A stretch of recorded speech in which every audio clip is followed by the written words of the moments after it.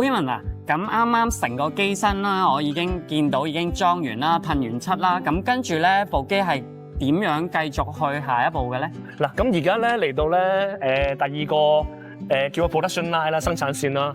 咁啊，基本上而家會介紹咧成個完整流程嘅。咁啊，呢個位咧會有一個龍門架啦。就頭先咧，我哋噴完漆啦，咁就會攞過嚟啦。OK， 跟住咧呢兩個位置咧就係成個工序嘅第一步啦。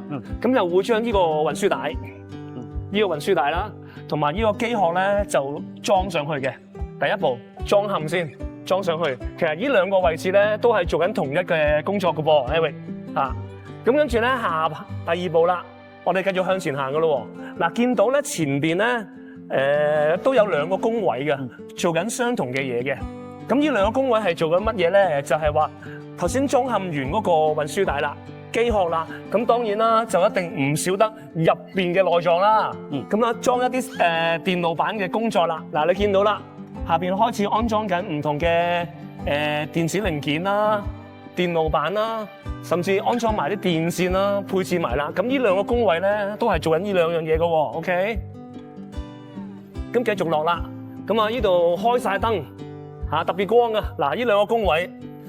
點解咧？因為咧裝嵌完啦，係唔係要檢查咧？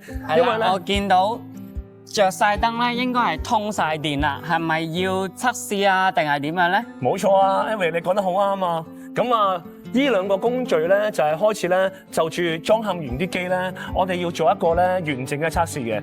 因為其實任何機器啦，有機會咧始終係人手去安裝啊。咁萬一有咩事咧，運到去其他國家先發現問題咧，其實就好大鑊嘅。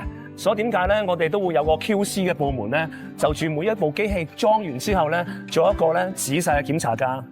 咁就保證咗機器嘅 top quality 啦。係啦，咁繼續去咯喎。檢查完之後啦，咁啊 Eric 嗱又考下你啦。